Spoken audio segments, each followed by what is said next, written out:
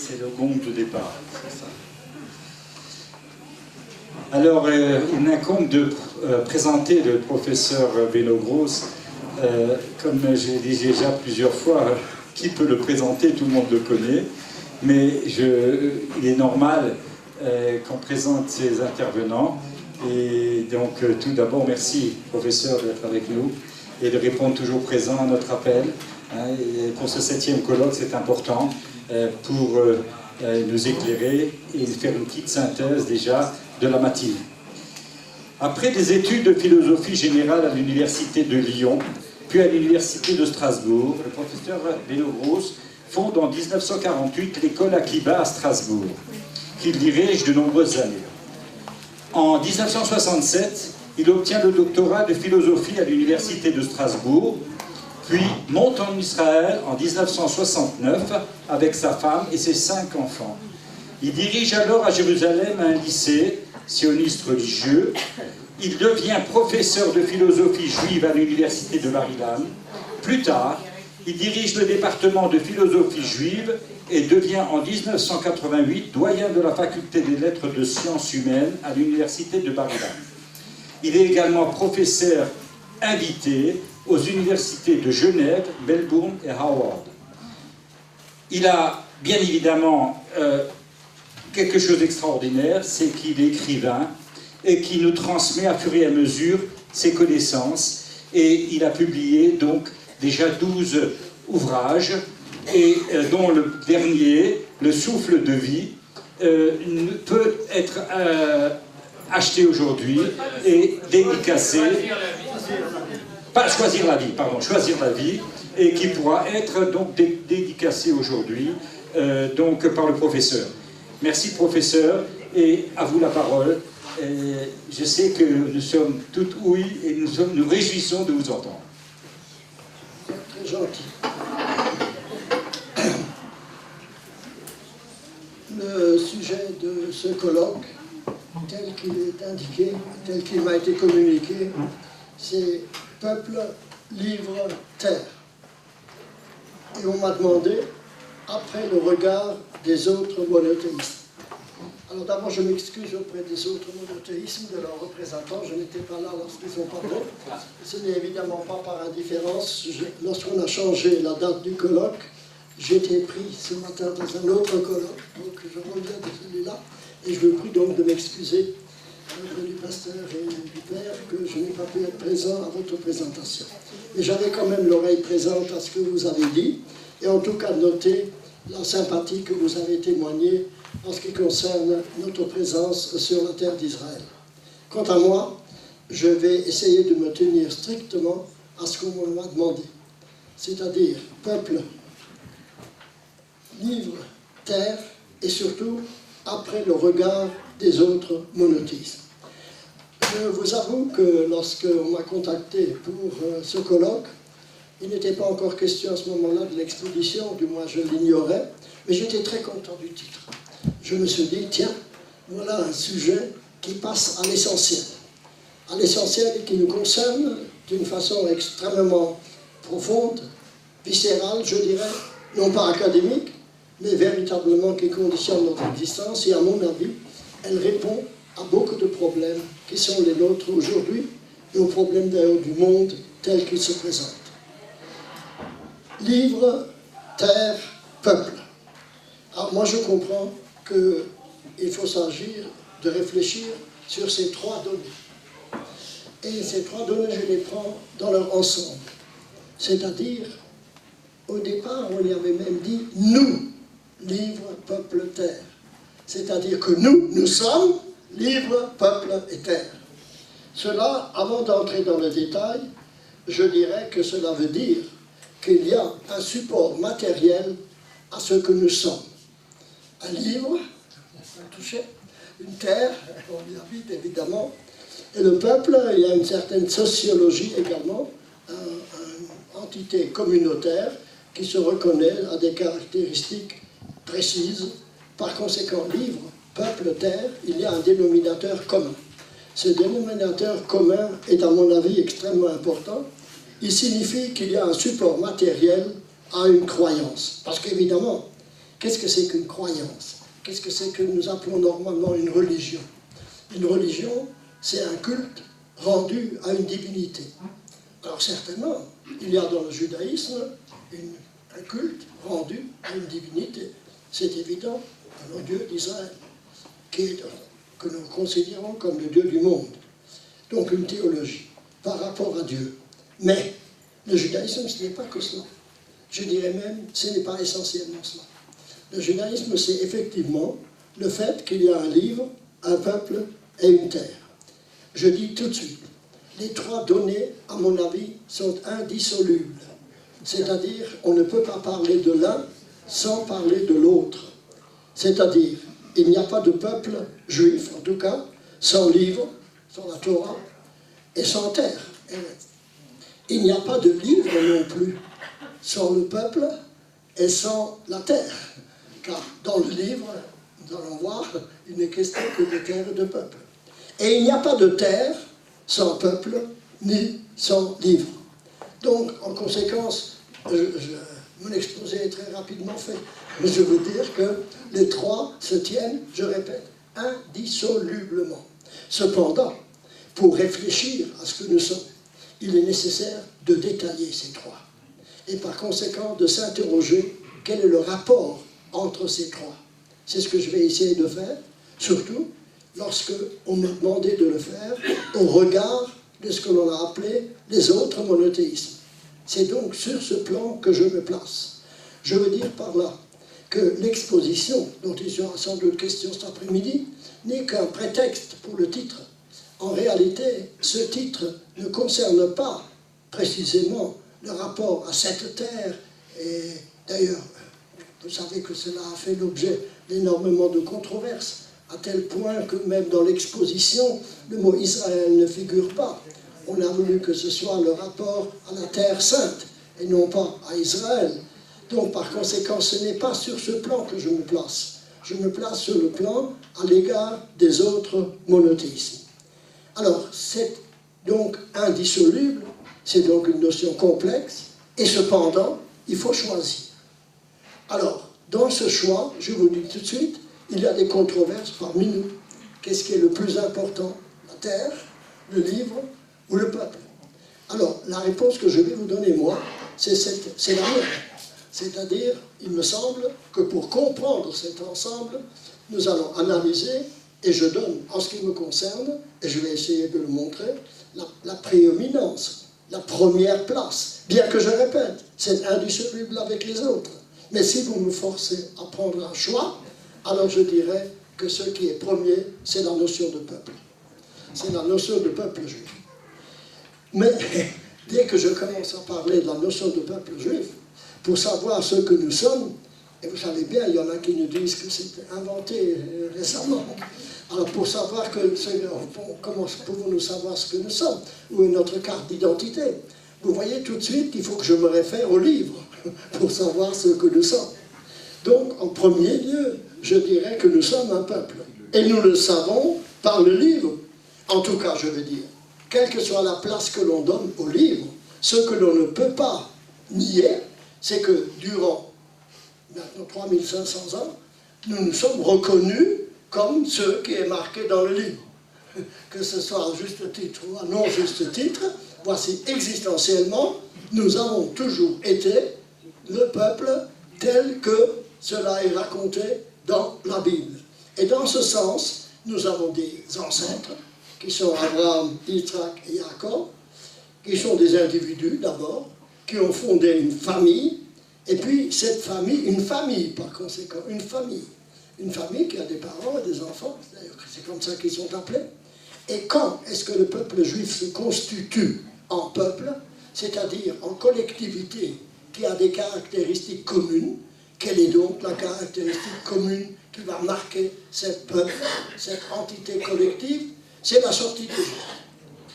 C'est d'ailleurs, dans le texte lui-même, la première fois que le peuple juif est appelé Am, peuple, c'est Pharaon qui le dénomme ainsi, dans l'Exode, au début de l'Exode, où il dit, voici, un peuple se développe parmi nous.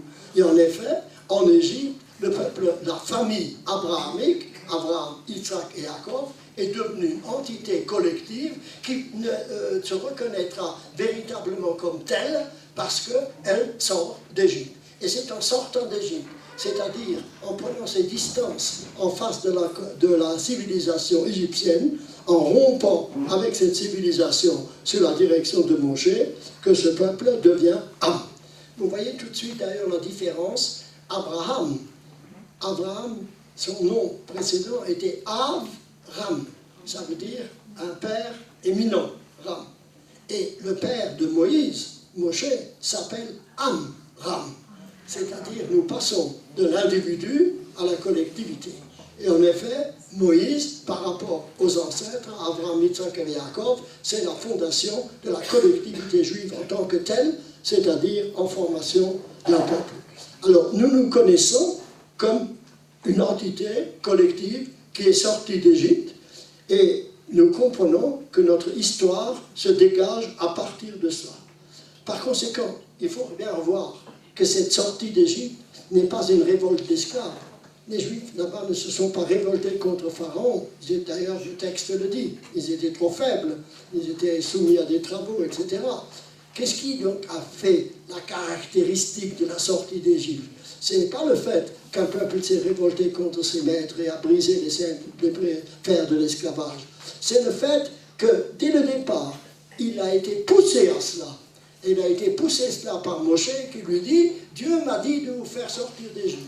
C'est-à-dire, le peuple s'est considéré et s'est conçu comme peuple à partir du moment où une réalité extérieure, et non pas une volonté intérieure de se grouper, mais une volonté extérieure qui fait que ce peuple a une vocation particulière et se voit comme une histoire qui est dirigée par l'absolu, qui est dirigée par Dieu. C'est comme ça que le peuple juif s'est vu depuis la sortie d'Égypte, et depuis lors, il se voit toujours comme ça. C'est-à-dire un peuple qui renonce par conséquent à une civilisation ambiante, poussé en cela par une vocation, et par conséquent, le but est de sortir d'Égypte. Et je précise tout de suite, lorsque Moshe vient, et c'est important de le rappeler, pour dire aux Juifs, aux Hébreux, à ce moment-là, nous allons sortir d'Égypte, il ne leur dit pas seulement nous allons sortir d'Égypte. Il leur dit nous allons sortir d'Égypte pour quelque chose. Quel est ce quelque chose? Quel est ce but qu'il leur indique? Pour aller vers la terre que l'Éternel, notre Dieu, a promis à nos ancêtres. Je précise ici, à ce moment-là, la collectivité des Hébreux devient des Hébreux. C'est-à-dire devient une entité qui a pour but d'aller dans un pays que Dieu avait déjà, d'après la Bible en tout cas, promis aux ancêtres. C'est ainsi que le livre nous raconte les choses. C'est ainsi que nous vivons les choses, et par conséquent, ce n'est que par les contingences, je dirais, je ne veux pas dire du hasard, mais les contingences qui ont fait que, au lieu d'aller directement d'Égypte en Eretz Israël, en pays de Canaan, ils ont passé 40 ans dans le désert. Mais le projet initial n'était pas de passer dans le désert. Le projet initial était dès le départ de quitter l'Égypte pour que la collectivité ait un support territorial qui puisse le maintenir. Il est probable que, sans me faire l'interprète de la Providence, qu'à ce moment-là, il aurait fallu recevoir une Torah qui lui explique cela, et peut-être l'aurait-il reçu alors en Eretz Israël et non pas dans le désert. Quoi qu'il en soit, le fait est qu'il est passé par le désert, a repris une Torah, mais pourquoi faire? Non pas pour la réaliser dans le désert. Dans le désert, il n'en avait nul besoin. Et dans le désert, il vivait dans des conditions absolument anormales, et je dirais même surnaturelles. Il avait donc besoin d'une Torah pour entrer dans le pays, et c'est comme ça, effectivement, qu'ils sont entrés dans le pays pour réaliser un projet. Il est probable, le Maharal le dit, et j'ai mis beaucoup de temps à le comprendre, il dit à un moment que si les Juifs étaient sortis d'Égypte, étaient entrés directement en Eretz Israël, ils n'en seraient jamais sortis. À l'époque, je n'ai pas compris cela.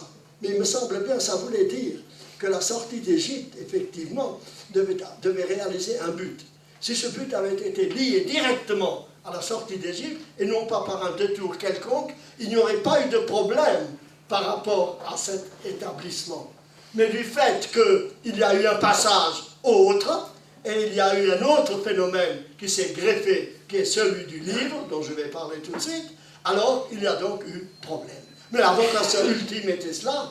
Nul doute à ce sujet en ce qui concerne la Torah, puisque le premier mot que la Torah adresse à Abraham, c'est Lech lecha le'artzecha moladtecha, quitte cette terre et la haaretz asher areka pour aller vers le pays. C'est donc bien cette vocation d'insérer Abraham et plus tard le peuple juif dans un support territorial, comme on l'a dit tout à l'heure, une dimension territoriale qui semblait essentielle pour porter la croyance en un monothéisme qui était celui d'Abraham. Et là, j'en viens à ce qui me semble être le deuxième point, mais que je répète, il est indissolublement lié au premier, je vous l'ai montré, et cependant, il a une caractéristique. Qu'est-ce que c'est donc que ce livre? Qu'est-ce que c'est? Est-ce que c'est un livre, un recueil de pages? Qu'est-ce que c'est? Alors, ce livre, il se définit lui-même. Dans Genèse chapitre 5, on le dit « Zé Sefer Toldot Adam ». C'est le livre de l'histoire de l'homme, de l'histoire de l'humanité. C'est-à-dire que la Torah, la révélation, comme nous allons le voir plus tard, elle s'inscrit dans une histoire de l'homme. Cela veut dire que l'homme a une histoire. Cela veut dire que l'humaine condition est inscrite comme une réalité historique. Non pas quelque chose qui est, mais quelque chose qui devient. Non pas quelque chose qui est, mais quelque chose qui doit devenir. Et ce doit devenir signifie par conséquent une chose essentielle, à savoir que l'homme, tel que la Bible hébraïque le définit, est créé avec une vocation pour réaliser une vocation humaine. Ce n'est que dans un deuxième temps, je répète, c'est l'humanité qui commence. Et ce n'est que en deuxième temps que c'est le peuple juif qui prend en quelque sorte une place au milieu de l'humanité. Le peuple juif n'aurait aucun sens s'il existait pour lui-même. Il existe dans le cadre d'une humanité. Et la Torah elle-même est une Torah, c'est-à-dire un ordre de monde, une vision universelle dans laquelle le peuple juif, l'histoire du peuple juif, est une partie importante, je dirais même une partie capitale du développement de l'humanité tout entière.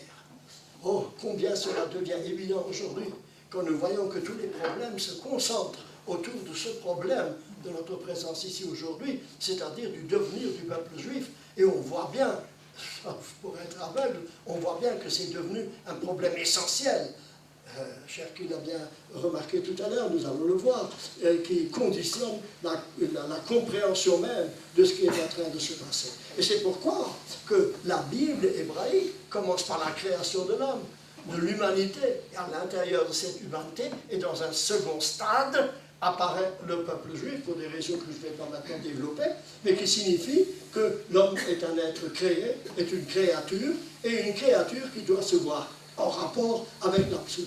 C'est bien ce qui se passe, il y a une révélation qui est faite, il n'y a pas une révélation qui est la Torah, et il y a dans le livre, il y a à la fois cette révélation, eh bien, c'est bien ainsi, regardez bien, chers amis, comment cette révélation se fait. Je cite, « Je suis l'Éternel, votre Dieu, qui vous a fait sortir de la maison d'Égypte, de la maison d'esclavage. » C'est-à-dire, il y a en quelque sorte là un passage, depuis la Genèse jusqu'à l'Exode, à savoir que Dieu se présente comme étant le Dieu du peuple d'Israël, un Dieu universel qui tout de même choisit un groupe particulier, je dirais, pour le représenter, en quelque sorte pour s'inscrire ainsi dans l'histoire. Comprenez bien, la révélation n'est pas faite à Moshe, la révélation n'est pas faite à Aaron. À qui elle est faite, la révélation? Elle est faite au peuple juif, dans son ensemble, en tant qu'une collectivité. Et chaque individu juif se prend une certaine place dans cette collectivité. Mais la révélation elle-même, elle est faite à l'ensemble d'un peuple. C'est la seule occasion où il y a une révélation dans toutes les religions, dans toutes les, cette notion de collectivité est absolument essentielle, je l'ai appelé tout à fait peuple, puisque la révélation elle-même, elle n'est pas faite d'un coup à l'humanité tout entière, elle est faite à travers le peuple étant lié à une collectivité. C'est donc en tant que cette collectivité que l'individu peut y atteindre. Et cela veut dire effectivement que le fait premier, je dirais, maintenant, en dépassant même cette notion, le fait premier de la considération de l'humanité, c'est qu'au fond, les individus, ça n'existe pas. Ou plus exactement, les individus, c'est une abstraction. La réalité première, c'est que chaque individu fait partie d'une collectivité. Il n'y a pas de Robinson Crusoe. Robinson Crusoe est un roman. Dans la réalité, chaque individu est automatiquement et essentiellement, viscéralement lié à une collectivité. Et il reçoit de cette collectivité, de son histoire, de sa culture, une part importante de son individualité. C'est donc pas seulement le fait d'une révélation, mais aussi, et je dirais même surtout, le contenu qu'il y a dans cette révélation. Parce que ce contenu ne signifie pas seulement « je suis l'Éternel ton Dieu », mais signifie « tu feras ceci et tu ne feras pas autre chose ». C'est-à-dire qu'il y a une norme. Il y a, lui il a parlé tout à l'heure d'une limite, oui, il a raison qu'il y a une limite. Mais là, il y a quelque chose d'étonnant. Dans cette révélation, Dieu se révèle. Écoutez, mesdames et messieurs, cette famille, Dieu se révèle, il dit « je suis l'Éternel votre Dieu ». Et il lui dit, alors, effectivement, tu as des responsabilités, le Shabbat, le respect des parents, etc. Mais il lui dit aussi les rapports que tu dois avoir entre les hommes, entre eux. Tu ne voleras pas, tu ne feras pas d'adultère, tu ne tueras pas. En réalité, on voit tout de suite que cette révélation n'est pas seulement un culte rendu à une divinité, mais qu'il prend en souci la manière dont cette collectivité en tant que telle peut régir les relations entre ses membres. Et c'est cela qui fait l'essentiel de la révélation. C'est ça le livre. C'est-à-dire que ce n'est pas seulement un culte rendu à une divinité, mais que les lois de la cité, la police, les lois de la cité, eh bien, sont également des lois divines. Le fait que dans les 10 paroles, il y a 2 parties, une partie des relations entre l'homme et Dieu, et l'autre entre l'homme et l'homme, est caractéristique. Dans toutes les autres civilisations, en particulier, je prends la civilisation grecque, il y avait bien des divinités, mais la cité était réglée par une opération civile. Il ne venait pas à l'idée que les rapports humains dans la cité soient celles qui soient exigées par une divinité. C'était au contraire totalement séparé. Et là, il y a un lien indéfectible entre le culte de la divinité et le rapport humain, c'est-à-dire le rapport moral, la cité, la vision sociale. Tout cela, voyez-vous, fait que la Bible hébraïque, le livre, dont je devrais parler longuement, mais je suis limité, je dirais simplement qu'elle est diverse comme l'homme est divers. Il y a dans la Bible hébraïque poésie, histoire, législation, deuil, joie, amour, viol, et tout cela, comme cela se trouve dans le drame humain. Le livre hébraïque est effectivement cela, reconnaissance de cette diversité, et non pas réunion éclectique de ces différentes choses, mais tout cela forme un ensemble qui est le drame même de l'humanité. Le drame même de l'humanité, parce que l'humanité n'est pas une, j'y reviendrai, elle est née dans une dualité qu'il y a à dépasser, et c'est pour cela, et là j'en arrive rapidement au 3e terme, que, comme j'ai essayé de le montrer, si je me contentais maintenant de dire uniquement livre et peuple, eh bien il manquerait un support essentiel qui est celui de terre. Vous voyez, d'une certaine manière, la terre était même première, puisque le départ d'Abraham et le départ du peuple juif de la sortie d'Égypte étaient déjà pour la terre. Pour bien faire comprendre qu'il ne s'agit pas là d'une notion de confession, d'un culte de divinité, à la manière dont la civilisation occidentale, à la suite de la philosophie grecque, l'a vu, c'est-à-dire uniquement un rapport à Dieu. Non, il y a un rapport terrestre évident. Je vous disais qu'il y a un drame dans la Bible elle-même. Et ce drame, effectivement, est celui d'une humanité qui doit lutter, je disais tout à l'heure. C'est l'histoire de l'homme. Il y a une histoire, parce que l'homme n'est pas. S'il n'y aurait pas d'histoire. S'il était tout ce qu'il peut être, alors il n'y aurait pas d'histoire. Il y a une histoire, c'est fondamental. Je dirais même, avant la législation. Et pour comprendre cette législation, il faut voir que c'est un devenir qui nous est imposé, et c'est une notion d'histoire qui est absolument capitale. C'est pourquoi la sortie d'Égypte était vue pour aller sur une terre, d'où la notion de terre est quelque chose d'absolument indispensable, puisque le peuple n'existait pas. Et je dirais, le livre n'aurait aucun sens, parce qu'il s'agit effectivement de réaliser là, et l'essentiel, c'est pourquoi, dans la Torah, vous trouvez un verset qui vous parle, tu n'auras pas d'autre Dieu devant toi, et 2 minutes plus tard, tu ne feras pas de mal au prochain, tu ne lui donneras pas des coups, et si tu lui donnes des coups, tu lui paieras tant et tant, etc. Tout cela va ensemble et considère comme une chose essentielle. Par conséquent, longtemps, tout cela était une unité. Mais vous le savez, la terre a été perdue. Israël a été chassé, ou en tout cas est parti de sa terre, et se posait le problème du maintien de cette collectivité. Alors vous comprenez bien que maintenant, il s'agissait de trouver une stratégie de survie. Comment survivre sans terre? Voilà un problème qui s'est posé. Et le peuple juif a répondu, c'est ça, avec sa culture, a répondu, il doit y avoir une possibilité.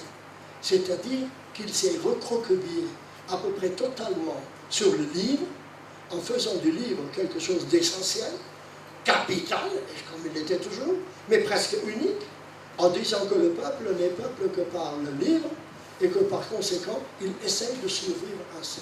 Je répète, c'est une tradition de survie. Ce n'était pas l'idéal, mais c'est une tradition qui a permis au peuple juif pendant 2000 ans de survivre jusqu'à ce qu'arrivent les 2 possibilités de disparition du peuple. Auschwitz, c'est-à-dire l'extermination, ou alors la conversion, c'est-à-dire l'assimilation, c'est-à-dire la disparition.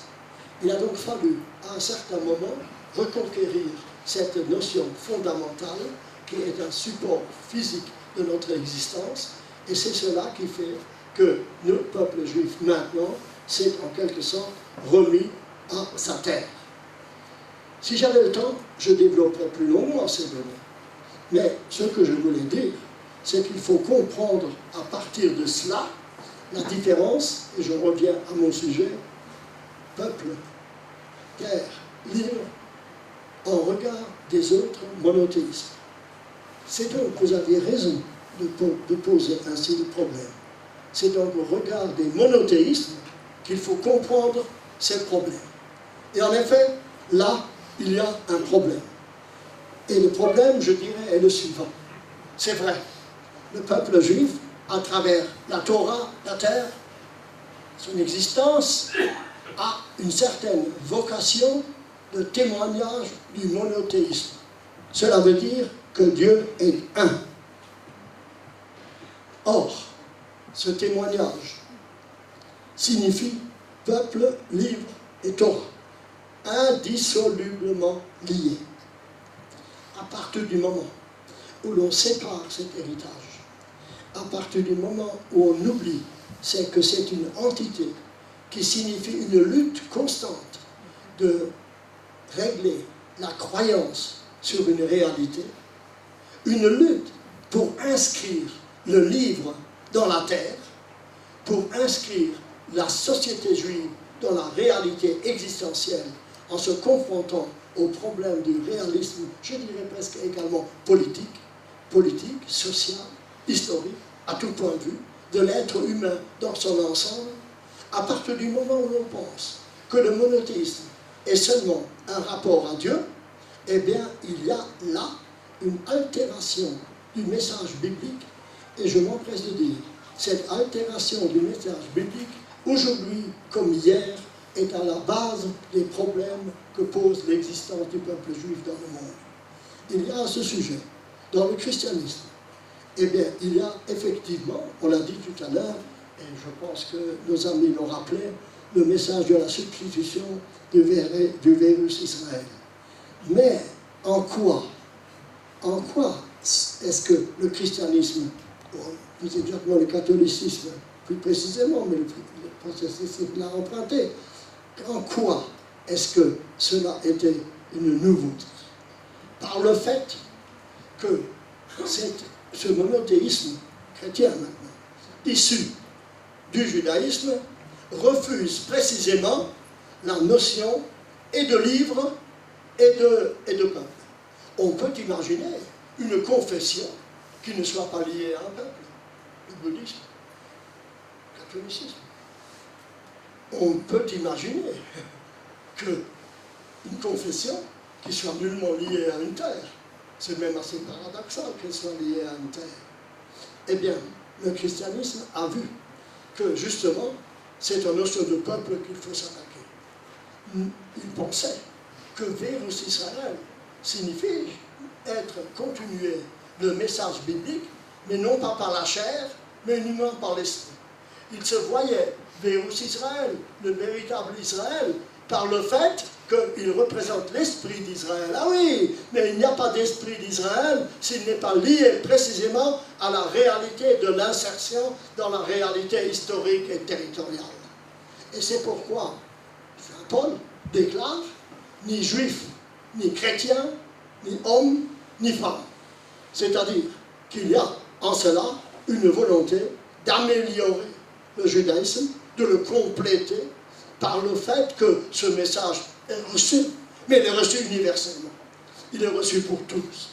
Et c'est pourquoi la foi dans le Sauveur remplace également les mitzvot pratiquantes.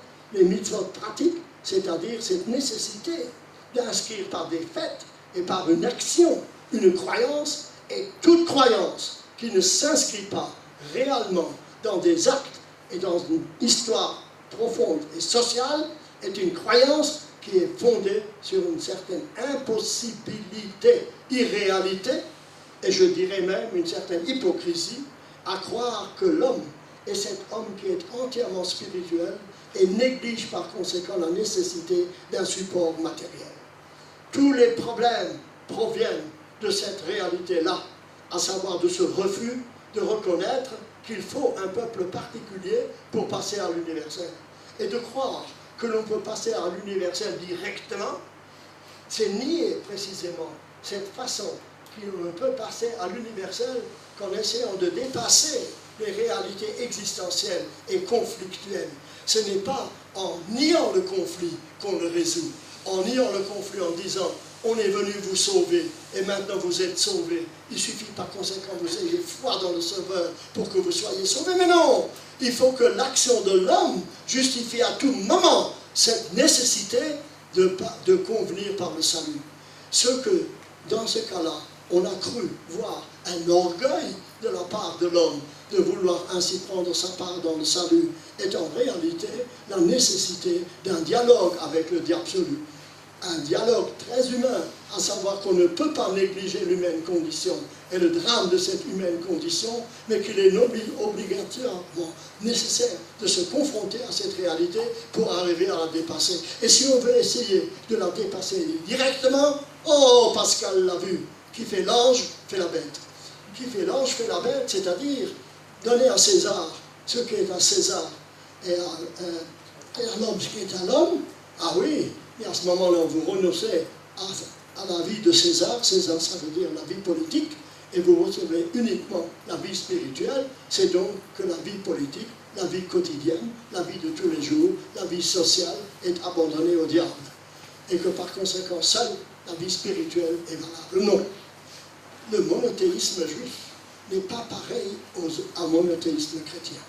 Et c'est pourquoi, et sa différence est essentiellement en cela, me semble-t-il, que le monothéisme juif est un monothéisme exigeant.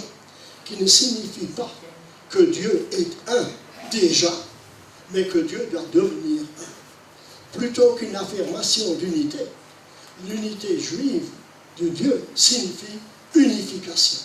Unification dans tous les domaines. Unification du corps et de l'esprit, nécessité de cette lutte pour arriver à l'universel, de passer par ce particularisme, c'est-à-dire ne pas éviter le drame de l'humaine condition, de s'y mesurer, comme l'a fort bien dit tout à l'heure Eliezer, je reviendrai, pour la question de limite, c'est-à-dire il n'est pas interdit d'interdire, il n'est pas interdit d'interdire, il est nécessaire d'interdire. C'est comme ça que la Bible juive commence. Dieu, lorsqu'il voit Adam, lui impose tout de suite une interdiction. Parce qu'être l'homme, c'est précisément recevoir cette interdiction, savoir que l'on n'est pas encore l'homme que l'on peut être, et que par conséquent, il y a un devoir impérieux de lutter réellement, physiquement, matériellement, et spirituellement également, mais les deux ensemble pour faire que l'homme soit. Et c'est pourquoi il y a une histoire. Donc, le christianisme est fondamentalement contre l'idée même qu'une foi puisse avoir besoin d'une terre. Et cette notion ne signifie pas maintenant la reconnaissance du Vatican ou pas la reconnaissance du Vatican. Elle signifie théologiquement le fait effectivement que cette exigence interne du judaïsme de vouloir et de devoir se rattacher à des mitzvot, à des actes, et non pas simplement à des déclarations, à des terres, et non pas seulement à une réalité rejetée dans l'avenir, non, mais dans une lutte réelle, territoriale. Ce domaine, cette dimension territoriale fait partie de l'économie spirituelle du judaïsme. Je répète, cette dimension territoriale fait partie de la dimension spirituelle du judaïsme. De même que le mariage fait partie, et la sexualité fait partie de la dimension spirituelle même de l'homme. C'est pour ça que dans la Bible hébraïque, Shir HaShirim est bien présente dans tout son érotisme, et à travers cet érotisme, reconnaître une sainteté de la matérialité qui peut ainsi s'élever à la spiritualité. Mais c'est une lutte nécessaire, c'est une lutte constante, parce que l'homme n'est pas encore arrivé. C'est Sefer Toldot Adam. Ça, c'est le livre de l'histoire de l'homme, à savoir que l'homme a une histoire, et que par conséquent, il faut la réaliser. Et voici la manière dont on peut le réaliser. Livre, peuple, et puis terre. En ce qui concerne l'islam, effectivement, vous l'avez entendu tout à l'heure, il y a une dimension territoriale importante. Jacques l'a fort bien fait remarquer. Mais regardez, comme là également, le monothéisme islamique, affirmé avec force, je dirais presque avec plus de force que dans le judaïsme même, eh bien, est lié également à cette notion, vous verrez tout de suite à quoi cela aboutit. Quand Pascal a tellement raison qu'il fait l'ange, fait la bête, je veux dire qu'il s'accroche absolument à l'universel en voulant dépasser le tout particulier, s'impose précisément, se condamne, je dirais, à une violence même. Regardez, effectivement, il avait tout à fait raison, les Cherki, en disant que l'islam a une dimension territoriale. Et c'est vrai. Regardez quelle est cette dimension territoriale. Elle est universelle. Quelle est la vocation même du djihad? C'est justement de faire régner l'islam à l'ensemble de l'humanité. Et toute terre, une fois occupée par l'islam, eh bien, elle est indéfiniment reste terre d'islam, parce qu'elle a été conquise par l'islam. Il a raison également de dire que ce n'est pas tellement la condition de la conversion, il la souhaite, mais l'essentiel, c'est la chose territoriale. Mais quel territoire?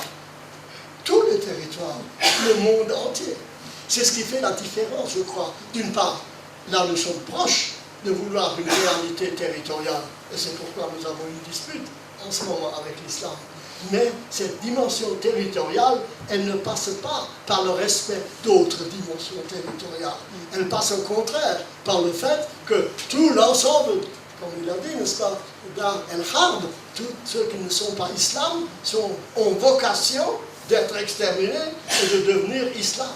Par conséquent, il y a dans cela également le même germe, je dis, de tous ceux qui veulent améliorer le judaïsme par le fait de penser que rejoindre un universalisme immédiatement donné, eh bien, aussi bien dans l'islam que dans la chrétienté, il y a cette notion de remplacer le peuple juif. Le peuple juif, c'est-à-dire dans sa réalité. Ce n'est pas par hasard qu'on a voulu exterminer également le peuple, aussi la doctrine, mais aussi le peuple, physiquement. Parce qu'ils sont les porteurs de cette exigence que l'homme est fait de corps et d'âme, et que c'est dans cette lutte entre le corps et l'âme que véritablement l'homme devient. Et il ne peut pas devenir autrement que dans cette lutte, dans cet effort perpétuel de s'inscrire dans une réalité et non pas dans des illusions. C'est pourquoi il me semble, avec tout le respect effectivement dû à tous ceux qui essayent avec une bonne volonté évidente de vouloir se rapprocher de la divinité, la vérité nous impose, me semble-t-il, de parler clair et de vouloir dire le mot quand on nous parle de judéo-chrétien ou lorsqu'on nous parle d'une spiritualité qui réunit tous les frères d'Abraham. Oui, sur le plan humain, effectivement, ils nous réunissent. Et aujourd'hui, plus que jamais, lorsque nous devons lutter contre la barbarie, cela ne doit pas nous empêcher, et nous juifs en particulier ne peut pas nous empêcher d'affirmer avec force que le monothéisme juif est différent des autres. C'est pourquoi, lorsque un juif vient au monde, la première parole qu'on lui récite, Shema Israël, Adonai Eloheinu, Adonai Echad. Écoute Israël, l'Éternel notre Dieu, l'Éternel est un. Mais, lorsque nous prions et que nous affirmons cela, nous ajoutons tout de suite la parole de Zacharie, Bayom Hahu, Yeh Hashem Echad, Ushemo Echad. En ce jour-là, c'est-à-dire un jour viendra, où l'Éternel sera un et son nom sera un. Ce qui signifie qu'à l'ère actuelle, il ne l'est pas. Aussi longtemps que l'unité de Dieu n'est que proclamée, mais n'est pas réalisée dans la réalité existentielle et sociale du monde, eh bien, Dieu n'est pas un. Qu'il soit un dans le ciel, peu nous chaud. C'est une vision théologique.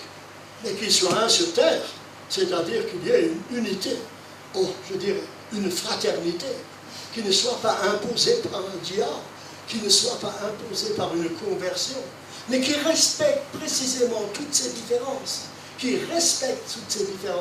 et qui requiert justement le droit d'avoir sa propre différence. Voilà, me semble-t-il, quelle est la vocation du judaïsme, quelle est la vocation du judaïsme à travers notre retour vers la terre d'Israël. Et c'est pourquoi il y a une incompréhension de ce que nous sommes dans ce moment présent ici. Parce que aussi bien christianisme, aussi bien qu'islam, qui font l'essentiel du monde aujourd'hui, en tout cas ceux qui ont droit à la parole, le tiers-monde est encore une autre question, eh bien, ils ont quelques difficultés. Parce qu'à comprendre ce que nous sommes, et par conséquent, ils croient devoir lutter de ce que nous sommes, et ils traduisent notre présence ici par leur propre réalité. Lorsque eux sont allés vers d'autres peuples, effectivement, ils les ont colonisés. Lorsque eux sont allés vers d'autres peuples, effectivement, les Indiens, ils les ont exterminés. Ce n'est pas du tout la vocation du peuple juif. Il admet, et même requiert, cette différence avec les autres. Il admet parfaitement qu'il y ait d'autres voies qui peuvent mener vers la divinité. Et il les respecte. Mais il exige que cette vocation du monothéisme juif ne soit pas falsifiée, puisse s'affirmer, parce que si vous avez bien compris le message de cette réalité, le livre, le peuple et la terre, c'est la seule garantie pour que le monde ne retourne pas à une terrible barbarie. Barbarie du diable, barbarie de la conversion, barbarie qui néglige sur lui-même condition si fragile et si nécessaire, appelée à une lutte morale constante. C'est cela notre présence ici, me semble-t-il, et c'est pourquoi, lorsque la direction de l'Évêque m'a proposé ce sujet, j'ai dit non. Parce que je me suis dit, là, nous allons traiter véritablement de notre problème. Là, nous avons la ligne qui est la séparation entre ce que nous sommes ici et de l'environnement qui nous entoure. Et par conséquent, la question de l'exposition m'a semblé tout à fait secondaire, bien qu'elle reflète parfaitement cette incompréhension dont je viens de parler. Nous allons le voir cet après-midi. Mais en tout cas, il était nécessaire, me semble-t-il, en toute fraternité et en toute amitié, d'affirmer, parce que c'est la seule qui peut être notre réunion dans une réunion de vérité et de pouvoir parvenir à un véritable dialogue qui ne soit pas un dialogue de sourds, mais qui exige, parce que nous sommes fraternellement liés, comme vous avez très bien souligné, au nom de cette fraternité même, exige que nous vous disions ce que c'est que la vocation juive du monothéisme, à savoir une vocation qui est inscrite dans la réalité de la terre, non pas parce que nous avons une mystique de la terre, mais parce qu'il est nécessaire d'inscrire toute spiritualité dans une matérialité, et comme le disait fort bien Peggy, lorsqu'il parlait de la philosophie morale de Kant, il disait il a des mains, il a une moralité, mais il n'a pas de main. C'est-à-dire il a une spiritualité, mais il n'a pas de main, il ne la réalise pas pratiquement. Le judaïsme, c'est le fait d'avoir un corps et une âme, de vouloir affirmer cette lutte entre les deux et de vouloir ainsi dépasser constamment dans une lutte jusqu'au jour, Mayomahu, en ce jour-là, Yeh Adonai Echad, Ushmo Echad, Dieu sera un et son nom sera un, dans une fraternité humaine que nous espérons proche.